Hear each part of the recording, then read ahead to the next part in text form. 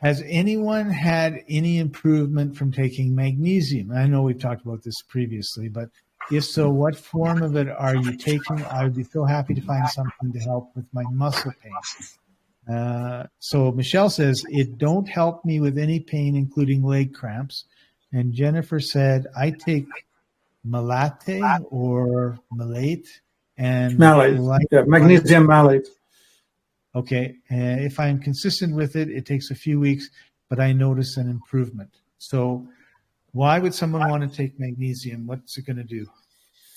Okay, so the autonomic nervous system is made more active by calcium, as in puts you in fight or flight, and it's put into park or neutral by magnesium, putting you into the parasympathetic rest, repair, digest. So when you push calcium, your elimination shuts down. When you push magnesium, it speeds up. This is the indicator of how much magnesium you can take orally, because when you take just enough, you'll hit the bowel flush moment. All of a sudden, you will be moving your gut pretty quick. Right. So that's the problem with oral supplementation. You may be never able to take enough magnesium trying to take it orally, because you will be triggering the bowel flush. So you'll be forever in a state of diarrhea if you take a clinical dose of magnesium. Therefore, you can take it topically. There are two common forms that you can use topically. One is called Epsom salts, that magnesium sulfate, and the other one is magnesium chloride, which is known as the magnesium oil. The reason people call it that is when you get the saturated solution of magnesium chloride, it feels slick in your fingers. It's kind of oily feeling, but it's a water-based solution. Oh, okay. I wondered. And we sell that. People have been calling it magnesium oil. It's a stupid name because I don't know. It does kind of feel like an oil. It does feel like an oil. It doesn't feel like water. Right. So when you take that and apply it topically, you can put it on your feet, your chest, your legs, wherever you want. It will go through your skin, get absorbed. What you need is about 2 teaspoons a day, which is about 1,200 milligrams of elemental magnesium. Now, to the point of which magnesium to take. Citrate, malate, threonate, you name it, all kinds of forms, right? It doesn't matter what it's attached to. The moment you make it ionic, the moment you dissolve it, it's separated from whatever it came with. So the cheapest one, magnesium chloride or magnesium citrate, are perfectly fine because the magnesium is what counts. The chloride from magnesium chloride gets used in your stomach to make hydrochloric acid. If you go with Epsom salts, the sulfates are used in your joints and other connective tissue to build things. The malic acid is primarily used in your liver to help soften the gallstones and the legs. Malate is what makes apples sour, malic acid. Citrate is what makes lemons sour. There you go. If it doesn't taste good, it's good for you. If it tastes good, it's not. Yeah, okay. Magnesium chloride is as bitter as it gets.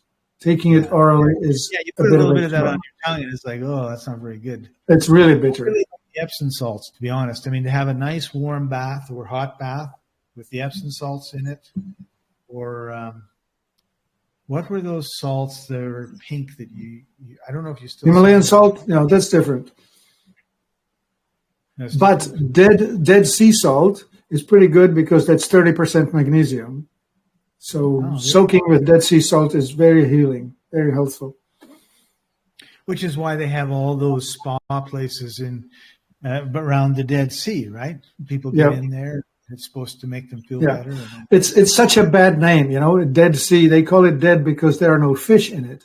But it actually is very healthful, lively, supports life. It should be called, I don't know what to call it. But anyway. So add magnesium. So in general, if you're talking to someone that's suffering from fibromyalgia, you can't go wrong by having more magnesium in your... Yeah. I'd like to put in a commercial, Scott. People don't ask the question because they don't even know to ask it. We have this product called Amazing Soak, and the amazing is well-deserved. An Amazing Soak delivers large amounts of reactive oxygen species into the body. What is that? What is a reactive oxygen species? It's the stuff that raises the ORP, oxidation reduction potential. It causes your body, to absorb more oxygen, to use more oxygen? Yeah, have more available oxygen. So something like this. Hyperbarics chamber without the hyperbarics chamber. Well, yeah, okay. So we have had a person running a marathon, and after a marathon, they beat up for about a week. Like, it takes a long time to recover from the darn thing because it's a lot of abuse. I think a marathon runner straight after the marathon feels like a regular fibromyalgia client getting up in the morning. Anyway, the point being, so take 2 ounces of this Amazing Soak, put it in a bathtub, soak in it for half an hour. This person, after a marathon, usually takes a week to recover, is back to full function within the next day, right after the bath. Many clients with this Amazing O, they take 1 bath, then they take the second bath a week later, and then they take a third bath a month later. And that's all they need. Once a month maintenance of about 1 ounce of this thing in a bathtub. And it's phenomenally effective at improving the oxygen availability in the tissue. So you're not tired and you're not having these neurological problems. I don't want to give it away because it's just silly. It's not horrendously expensive. 16 ounces, shipping included, about $100. Small price to pay for no more aches and pains. Yeah, that would be about a year's supply for a normal user. Well, that's the other way of putting it too, right? Yeah. 52 baths? No, not 52. Once a month. Once a month. You need about an ounce. 2 ounces on the first one. Yeah. So a year's supply, and just having a bath and laying there and being quiet is going to help you. Right. And you can do it as a foot soak if you can't get a full bath. Right. Cool. All right. Amazing O. Yeah. Amazing Soak. Amazing O is the same product, but it's in a bottle with an eyedropper, and that's usually for people who want to disinfect their mouth or who want to kill off anything that's inhaled and all of that. That stuff releases the same hypochlorous acid that the white blood cell releases when it's killing off an invader. That's what it does. So you should only have it when you're feeling sick. Yeah, I suppose. Yeah. Who's not feeling sick today? I take some every day. Oh, you take some every day. Okay. So 3 drops in a glass of water? That's it. I take 4. 4 drops in a glass of water. Okay. I have some, but I haven't started taking it.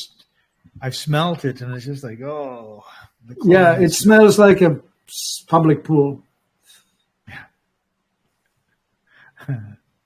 Cool. All right. Well, that brings us to the end of this session. Thanks for joining us, everybody. And we'll see you next week. Thank you, Scott. You're so good to be here.